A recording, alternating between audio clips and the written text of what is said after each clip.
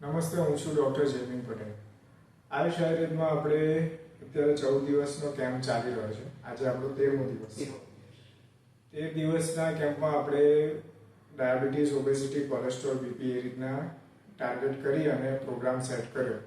જેમાં 7 દિવસ આપણે માલિશ, બસ્તી, નશિયો, શિરોધારા કરાવી અને બીજા ગ્રુપમાં 7 દિવસ આપણે ઘી પીવડાવ્યું, 4 દિવસ ઘી પીવડાવી, માલિશ કરાવી અને વિરેચન એટલે ઝાડુ કરાવી.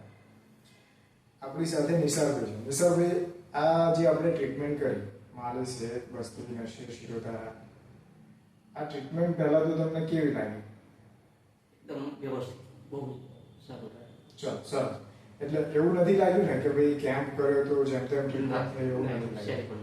બરાબર. જ્યારે સ્ટાર્ટિંગમાં નિશારભાઈ મને બધા ફોન કરતા હતા ને, તો મને એવું પૂછતા હતા કે 1000 રૂપિયા સાહેબ તમે શું કરશો?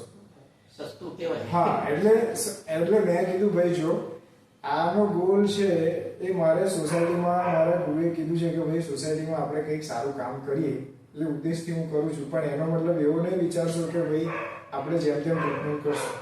બરાબર. એટલે એક તો ટ્રીટમેન્ટ સારી થઈ અને જમવાનું તમને બરાબર લાગ્યું? જમવાનું એકદમ વ્યવસ્થિત, કોઈ જાતની ફરિયાદ આવે એવું લાગ્યું જ નથી. સરસ. અને રહેવાનું બધું વ્યવસ્થિત? વ્યવસ્થિત. ઓકે. અને એનો સ્ટાફ બરાબર લાગ્યો? કોઈ જાતની ફરિયાદ કરવું પડે એવું ક્યારેય લાગ્યું નથી 13 દિવસમાં. ચાલો, સરસ. થેન્ક યુ બધા સ્ટાફ બધી. Thank you. અને હવે આ વેઇટની વાત કરીએ. તમારું વજન કેટલું ઘટ્યું? 2.5 કિલો. 2.5 કિલો ઘટ્યું. ઓકે. અને આ દરમિયાન વધારે પડતી વીકનેસ આવી ગઈ એવું કશું લાગ્યું? ના. પૂરતું શરીરમાં સ્ફૂર્તિ લાગી ને? ઓકે.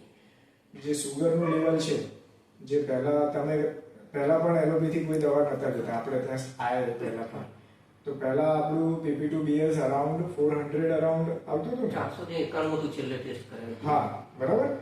તો હમણાં એ પછી આપણે આ જે ટ્રીટમેન્ટ ચાલુ કરી, તો હમણાં વચ્ચે જે આપણે ચેક કર્યું તો એ 200 અરાઉન્ડ આવ્યું. 205. હા, એનો મતલબ સુગર આપણું કંટ્રોલ થયું. બરાબર. સુગર કંટ્રોલ થયું, વજન પણ થોડું ઘટ્યું અને માપનું ઘટ્યું છે. એવું નથી કે ભાઈ પંચકર્મ કરાવ્યું તો બધાને એવી બીક હોય કે સાહેબ બહુ વધારે વજન ઘટી જશે, પણ એવું કશું થયું નથી. બરાબર. અને ટ્રીટમેન્ટ વ્યવસ્થિત થઈ. તો આ જ વસ્તુ છે કે આપણે પ્રોપર વેમાં ટ્રીટમેન્ટ કરીએ તો વજન પણ એટલું બધું ઘટતું નથી અને એનો આપણને સારું રિઝલ્ટ પણ મળે છે. ચલો, thank you Nishar. Thank you sir.